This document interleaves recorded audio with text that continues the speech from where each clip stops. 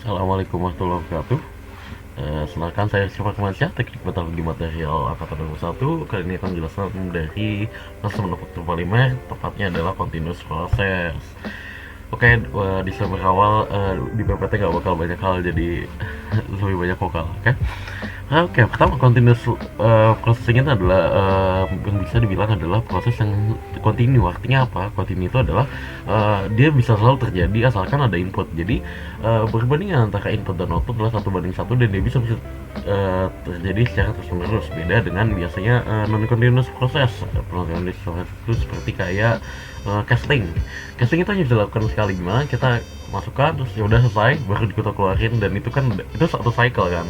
Nah, beda dengan continuous proses ini, dimana kita masukkan input, dia akan diproses lalu menjadi bahan, tapi kita bisa terus tambahkan input dan dia akan melanjutkan output yang sudah terbentuk. uh, Kurang lebih gitu. Kenapa sih kita menggunakan ini? Karena overall ini hasilnya lebih konsisten dan memiliki parameter-parameter yang lebih konsisten. Pertama, kita bisa lihat bahwa dia berada pada uh, status atau bahasanya gimana ya, kondisi dari alatnya itu biasa dibilang stabil. Kenapa? Karena kebutuhan panasnya pasti segitu-segitu aja, kebutuhan tekanannya pasti segitu-segitu aja, kebutuhan perputaran dari mesinnya juga akan segitu-segitu aja untuk menghasilkan produk yang lebih konsisten. Jadi kita nggak perlu banyak mengubah parameter setiap proses yang kita lakukan. Terus yang kedua adalah hasil produknya ini lebih uniform. Gimana? Karena itu satu proses ya, jadi emang hasilnya begitu-begitu aja. Yang ketiga adalah hasilnya cukup besar, terutama mengingat bahwa dia inputnya bisa terus menerus, jadi kita tidak terlalu memperhatikan tentang adanya operation untuk mengganti bagian-bagian yang kita biasa harus ganti di proses non continuous. Oke, biasanya hasilnya karena dia continuous, akhirnya dia harus bentuknya panjang atau enggak bentuknya melebar. Nah, itu yang biasa menjadi tantangan di beberapa produk, karena nggak semua produk bisa dibikin gitu dong tentunya. Lanjut, produk itu nanti akan kemudian baru dipotong sesuai spek. Nah, di atas itu ada tentang jangka berpikir pembuatan dari polimer itu sendiri, dari bahan baku menuju produk. Kita ada formulasi, shaping, dan post shaping, dimana kita bermain ini adalah proses shaping tentunya, karena post shaping itu nanti proses lainnya lagi. Ini masih post shaping dari polimer menuju produk yang kita inginkan. Oke, yang kita perlu tahu kenapa kita menggunakan continuous process ini, kenapa di polimer. Ada dua hal. Pertama, kita melihat dari flow behavior-nya, bahwa polimer ini sebenarnya flow-nya selalu laminar. Jadi untuk proses-proses kayak gini dia cocok. Kenapa? Karena dia tidak akan mengalami turbulensi yang dapat memasukkan inklusi-inklusi gas yang kita tidak inginkan. Bisa dilihat biasanya bahwa bahwa plastik itu bersifat plastik. Jadi kita memberikan siret ditambah dengan panas, maka dia akan dengan mudah mengalami pencairan. Jadi itu prosesnya biasa kita bisa mainkan di situ. Kalau kita butuhnya lebih kental, tinggal gak usah kita kencang-kencang. Kalau kita butuh kental, bisa kita kencangin atau temperatur kita naikin. Itu pertama. Yang kedua adalah yang disebut dengan viscoelastic behavior, yaitu dimana plastik ini kan kira-kira memiliki keterikatan antara satu santai dengan satu sama dengan lain, dimana akhirnya ketika proses ini melalui sebuah die atau sebuah pengecilan, biasanya intinya pengecilan gitu, maka dia akan bahasanya mengingat bentuk awalnya dan dia akan membesar sendiri. Gimana bahasanya, dia akan mencoba kembali ke proses awalnya. Jadi itu hubungannya penting di kita proses yang membutuhkan daya, dimana kita harus memperhitungkan adanya proses rebound dari elastisitas dari plastisitas plastik itu sendiri. Oke, kita masuk ke jenis-jenis dari continuous proses ini. Jadi yang kita bahas ya, pertama ada extrusion. Extrusion ini kita mengkompresi material melalui celah die. Kita bahasanya mendorong material menuju sebuah celah, sehingga nanti yang keluarnya adalah hasil dari celah itu aja. Biasanya kita menggunakan material yang bersifat termoplastik. Kenapa sih? Karena di termoplastik ini lebih cocok. Kenapa? Karena biasanya proses extrusion ini dibarengi dengan penambahan panas. Pertama dari gesekan, kedua dari adanya panas entah dari serum entah dari moltual. Itu hubungannya dengan compounding. Jadi dibandingkan dengan termoset itu tidak tepat sebenarnya untuk kebanyakan proses continuous karena dia akan mengeras secara cepat dan kita bukan menginginkan guide, kita menginginkan proses yang bisa terus menerus dong. Dan kalau kayak gini nanti kita harus menyiapkan eh, materialnya secara pelan-pelan sedikit demi sedikit gitu loh ke ininya. Oke, lanjut. Komponen yang digunakan pada screw itu ada dari extrusion itu ada dua besar ya, tiga sebenarnya. Pertama ada screw-nya itu sendiri dan kedua dadanya. Screw-nya ini sendiri adalah yang menghasilkan siret. Selain menghasilkan siret, dia juga memberikan gesekan antara polimer-polimer tersebut maupun dengan polimer dengan wallnya, dimana bahasa ya kalau kita bertemu dengan wall dia akan terseret gitu kan bahasanya karena screw itu akan berputar. Nah itu yang kita akan manfaatkan sebagai siret maupun sebagai bahan panas. Yang kedua ada die. Die ini ya cetakan ya bahasa kasar itu hal kita harus lewatkan plastik itu sendiri. Tadi udah ku singgung bahwa dia harus lebih kecil dari produk yang kita inginkan, lalu dia pasti sifatnya dia keras. Dan satu lagi parameter di plastik ini bahwa dia harus bisa memiliki panas. Kenapa? Biar plastik itu tidak tersolidifikasi di dayanya itu sendiri. Nah itu juga penting dan berhubungan dengan proses-proses nantinya. Yang terakhir ada barrel. Barrel ini adalah sebenarnya oke, lanjut. Nah, barrel ini sebenarnya adalah bagian luarnya, bahasanya tabungnya yang kita gunakan dalam proses itu tadi bilang bisa menjadi sumber panas baik dari gesekan ataupun beri panas. Oke, lanjut. Nah, untuk bentuk screw-nya ini ada bermacam-macam, ada intermeshing, co-rotating. Co-rotating artinya dia berputar secara searah, misal searah satu, maka dua-duanya searah jawabannya, makanya dia hanya bisa intermeshing yang bentuknya juga sesuai, jadi dia akan spiral berbarengan. Lalu ada intermeshing counter rotating di mana dia berputar berlawanan arah. Yang terakhir ada non intermeshing non counter rotating, dia biasanya memiliki celah antara kedua screw. Ini memiliki masing-masing advantage dan disadvantage-nya. Seperti kalau intermeshing ini dia prosesnya lebih mudah karena dia kita roll satu bisa meroll dua-duanya, tapi biasanya ini kurang baik untuk adanya mixing di tengah-tengah karena banyak hal yang terlalu di tengah. Kalau untuk yang counter rotating ini yang lebih baik karena karena intermeshing ini karena counter rotating bahwa berarti ada material yang selalu lewat dari tengah-tengah produknya, dibandingkan tadi kalau rotating berarti muter di tengah gini kan, barengan gini kan, maka di tengah tuh terjadi gesekan. Sementara kalau di counter rotating dia kan hanya bahasanya berpapasan, bukan bergesekan secara full. Terakhir ada non intermeshing. Counter rotating itu dia bisa bilang kebaikannya adalah dia lebih sedikit menghancurkan, ada wire-nya lebih sedikit, tapi biasanya di tengahnya jadi kosong. Itu biasanya kita manfaatkan untuk mixingnya. Oke, lanjut. Ada dua jenis yang kita gunakan. Pertama ada yang single screw dan kedua ada twin screw. Kalau yang single screw ini pasti lebih mudah dong, orang satu doang yang untuk kita putar. Tapi biasa ya mixingnya akhirnya lebih buruk dan sheretnya rendah tentu karena dia hanya satu pendorong. Dibandingkan dengan twin screw yang memiliki dua screw dengan metode-metode yang tadi aku sudah sebutkan di awal, biasanya lebih mahal karena pasti proses lebih susah dan butuh dari alatnya aja lebih banyak kok. Nah terus dia tapi mixingnya baik karena ada dua perputaran di situ sehingga ada perputaran di tengah dan naik lagi seperti blender hubungannya lah.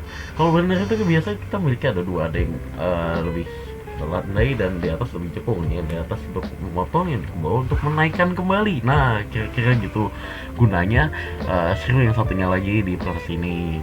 Nah aplikasinya biasa kita di bentuk pipa atau tube atau bentuk-bentuk struktur lain, biasanya panjang-panjang pakainya ekstrusi jenis ini. Parameter yang kita harus perhatikan adalah suhu dan kecepatan suhu ini berhubungan dengan viskositas yang kita butuhkan di prosesnya nanti. Sementara bentuk die ini tadi udah kesinggung bahwa dia lebih kecil. Problemnya kebanyakan adalah dari shrinkage ditambah dari viskuositas plastik, dimana dengan pergabungan keduanya maka seringkali hasil ekstrusi yang kita dapatkan itu tidak sesuai. Jika pendinginannya tidak tepat maupun dari dye tidak tepat, maka dia akan berubah-ubah dari bentuknya. Biasanya bentuknya adalah wave dengan besar kecil gitu seterusnya. Untuk gimana kita mengatasinya, tentu kita mengubah desainnya dong, dan kira-kira begitu aja sih. Keanehan lain paling ada seperti ada gas inclusion ataupun hal seperti itu, tapi itu biasanya sudah terhindarkan karena adanya kompresi di antara skill tersebut. Oke, lanjut. I'm running out of time. Kedua ada blown film extrusion. Ini sebenarnya mirip dengan ekstrusi, tapi setelah dia terekstrusi menjadi sebuah sheet, dia akan mengalami ditiup biasanya dari bawah atau dari atas, sehingga dia akan mengalami stretching dan menjadi film-film yang lebih tipis. Penggunaannya memang lebih tipis. Nah, kita menggunakan material yang lebih rubbery like, meskipun dia termoplastik juga, tapi karena kita butuhkan dia elastis saat kita stretching tentunya, dan kita nggak mau dia posisi ketika kita proses dia posisi sudah melting full. Itu tentu nggak bisa kita bentuk jadi bubble. Ya, sebenarnya aku masih agak bingung kenapa ini disebut dengan continuous process, karena kenyataannya ini lebih ke blown film satu film lepas, mungkin ada yang lebih yang ada lebih sorry, aku baru mau sini bahwa nanti ketika filmnya itu sudah ditiupkan, maka dia akan ditarik, biasa menggunakan roller untuk melanjutkan prosesnya. Jadi ketika masuk, ditiupkan, ditarik lagi, nah itu yang menjadikan dia proses continuous. Untuk aplikasinya tentu film, plastic reflecting sheet. Oke, parameter kecepatan film ini hubungannya dengan kemampuan kita untuk blowingnya. Udah ada suhu ini hubungannya dengan TG, gimana kita bisa menghasilkan posisi dia tidak terlalu melt dan tidak terlalu solid, bahasa rubbery like. Lalu ada rasio peniupan, ini berhubungan nanti di mana ada defect, di mana dia akan membentuk lubang-lubang. Ini tentunya berbahaya banget bagi proses ini dan tentu tidak diinginkan. Caranya biasa kita mencegah itu adalah bermain dengan parameter-parameternya. Bisa kita memainkan TG-nya, kita turunkan TG sehingga rubbery like-nya tidak terlalu condong ke melting, sehingga dia bisa menahan stretching lebih banyak. Itu salah satunya. Kedua kita tiupkannya lebih sedikit, jadi lebih lambat, jadi tekanan lebih sedikit tapi pengembangannya bisa sesuai dengan kita inginkan. Itu tergantung apa yang kita butuhkan. Oke, lanjut. Ada calendering ini adalah sama dengan proses rolling di proses metal forming, di mana kita membuat sheet dengan penggunaan roller. Biasanya tidak hanya satu doang, karena ada rasio pengecilan maksimal dari material itu sendiri, jadi tidak bisa langsung dari besar kecil, itu nggak bisa, harus pelan-pelan, rasio sampai yang kita butuhkan. Caranya kebutuhannya sama dengan tadi, kita butuhkan rubbery like pastinya, karena prosesnya emang mirip-mirip ya. Oke, untuk prosesnya sendiri ini kita mulai dari feeding, dimasukkan polymer yang kita gunakan, lalu kita sounding, kita bikin dia menjadi posisi rubbery like, baru calendering itu sebenarnya dia menjadi dua fungsi, dimana dia satu adalah untuk menipiskan dari material itu sendiri, yang kedua bahwa dia juga menekan antara pelet-pelet yang awalnya belum termix dengan baik, karena dia posisi untuk awalnya masih pelet, itu dengan terus calendering dia akan menjadi pipih, dan kalau pipih jadinya dia akan mengeluarkan gasnya, semuanya keluar, dia jadi lebih padat dan terjadi penyatuan dari polimer itu sendiri. Baru setelah itu didinginkan seperti biasa dan akhirnya dipotong. Oke. Untuk aplikasinya tentu biasanya adalah sheet ataupun lining.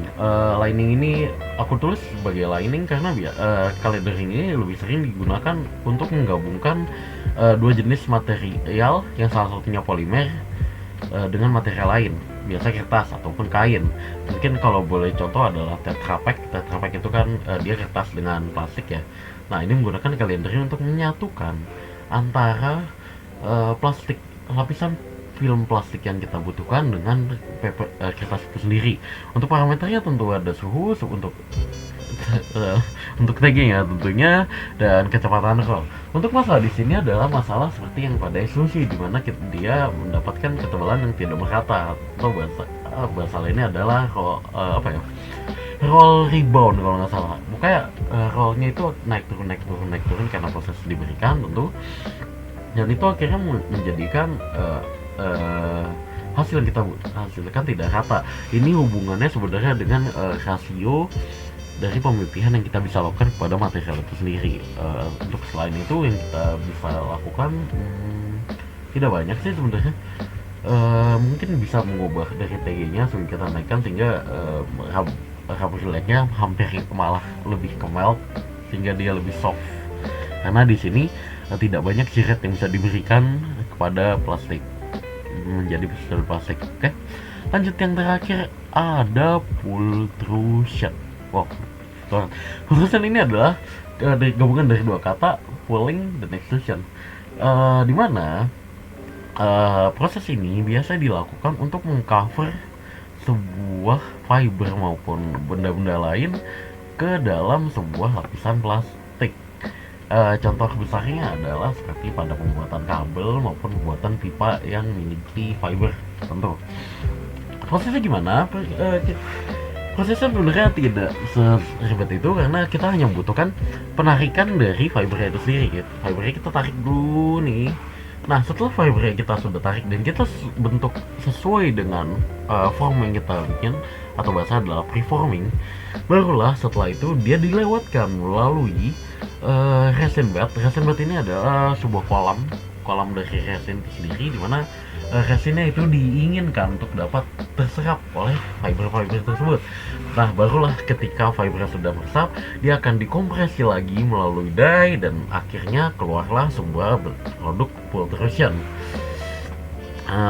Untuk aplikasinya kita ada dua, yaitu kabel dan struktural, karena penambahan fiber ini tentunya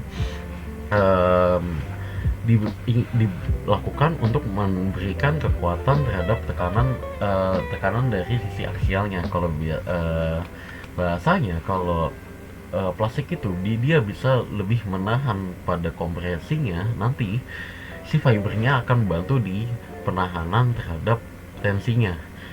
Terutama ini penting karena kebanyakan filler yang ada pada struktural itu adalah bending. Bending itu adalah gabungan dari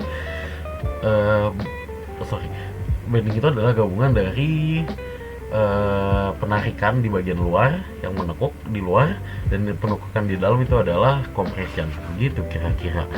Untuk parameternya kita resinnya ini beragam ya. Biasanya ada jenis polyester, vinyl ester, polyester udah, terus polyurethane dan hal semacam itu ya. Dan masing-masing memiliki parameternya sendiri, masing-masing memiliki solidifikasinya masing-masing yang aku lupa sebutkan sebenarnya, nanti aku lanjutkan. Nah, dimana dengan curing yang berbeda-beda, maka dia memberikan waktu-waktu yang berbeda untuk proses curing maupun untuk proses pemasukannya dia menuju penyerapan dia menuju fiber.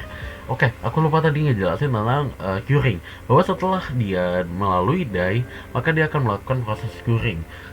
Sebenarnya proses curing ini ada yang terjadi bersama dengan die, karena curing dari termoset, yaitu resin itu sendiri maksudnya, itu biasanya membutuhkan adanya tambahan panas baru dia bisa bereaksi secara eksotermik. Contohnya seperti apa ya? Contohnya seperti yang resin yang terdiri yang bentuknya kayak lem yang ada dua itu kan dicampur biasa, baru nanti ketika dia bercampur dan diberikan sedikit panas baru dia dapat bereaksi menjadi solid, kayak begitu kan. Nah, di die ini biasanya die kita bisa berikan panas juga seperti di proses extrusion juga tadi. Untuk di kok bedanya kalau di extrusion dipanaskan itu untuk menghindari solidifikasi di awal, sementara maaf gangguan teknis. Tadi bedanya di die dipanaskan pada proses extrusion itu untuk biar solidifikasi tidak terjadi secara prematur. Sementara pada pultrusion pemanasan ini diberikan untuk mengkatalisasi dari proses solidifikasi resin itu sendiri.